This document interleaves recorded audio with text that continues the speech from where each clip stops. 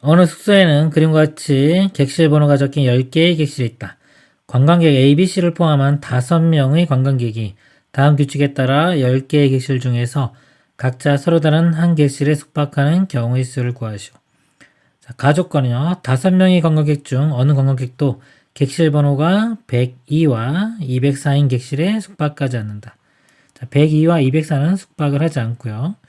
나조건 A와 B가 숙박하는 객실 번호의 차는 1 또는 100이다 그랬습니다.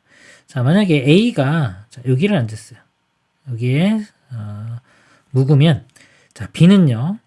차이가 1 또는 100이라고 했습니다. B는 1만큼 차이 나려면 이 바로 옆에 100만큼 차이 나려면 이 위층 아래층 서로 자, 이렇게 돼야지 100만큼 차이가 나겠죠. 그러니까 결국 A가 어디를 정하면 B는 이웃해야 돼요. 오른쪽이나 뭐 왼쪽이나 아래쪽, 위쪽으로 이웃해야 된다는 걸 알 수 있습니다. 다조건을 보면요. A와 C가 숙박하는 객실 번호의 차는 4보다 크고 100은 아니다 그랬어요. 자, A가 만약에 여기 있다고 치면요. C는 4보다 크다고 그랬습니다. 같은 층에 있으면요.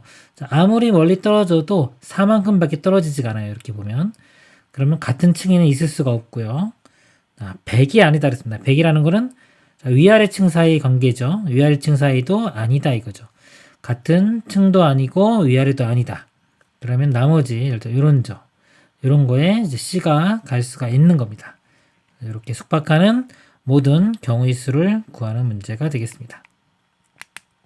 그러면 일단 A를 기준으로 경우를 나눠서 세보도록 하겠습니다. A가 201호에 묵는 경우. 그럼 일단 B는요. 이웃해야 되니까 여기나 여기.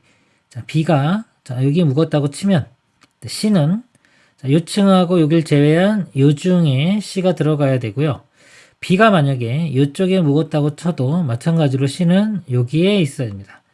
어차피 B와 C는 같은 곳에 있을 수 없기 때문에 B가 결정을 하는 것과 C가 결정하는 것은 상관이 없어요. 그래서 B가 있을 수 있는 곳 2가지, C는 3가지 이렇게입니다. 6가지 이렇게 나오고요. 나머지 이제 2명을 더 앉히면 되는데 B가 만약에 여기 앉히고 C가 여기 앉았다 그러면 남는 게 하나, 둘, 셋, 넷, 5개가 남죠. 이 5개 중에 2군데 아무나 앉으면 됩니다. 아무렇게나.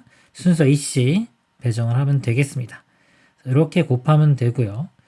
그 다음에 이제 A가 여기가 아니라 여기 있는 경우 볼게요. 그러면 B는 여기 있을 수 있는 곳이 하나, 2개.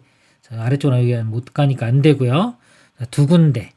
그리고 마찬가지로 C는 같은 층 안 되고 밑에 안 되니까 C는 여기 여기 하나, 둘, 셋, 4군데에 있을 수 있습니다. 나머지는 곱하기 5p. 곱하기 이제 5p. 이거는 이제 공통으로 계속 나올 거고요. 요 경우만 세주면 되겠습니다. 그 다음에 A가 203호에 있는 경우 이렇게. B는 여기나 여기 2군데가 될 거고요. 그 다음에 C는 같은 층은 안 되고 여기 3개가 되겠습니다.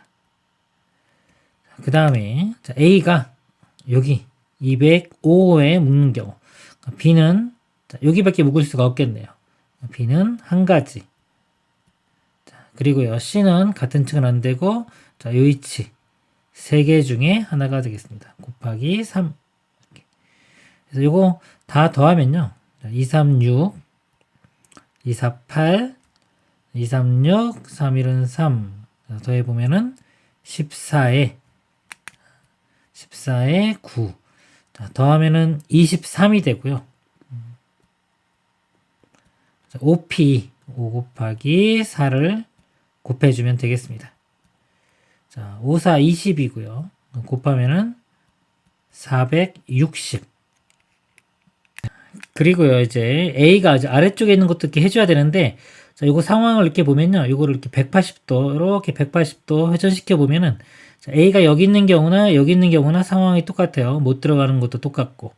마찬가지로 A가 여기나 여기도 상황이 똑같고, 이렇게도 똑같고, 이렇게도 똑같습니다. 똑같기 때문에 1층에 있는 경우도 2층에 있는 경우와 똑같이 나와요. 그래서 요 460에 곱하기 2만 해주면 되겠습니다. 2 곱하면은 920. 최종 답은 920이 되겠습니다. 이상입니다.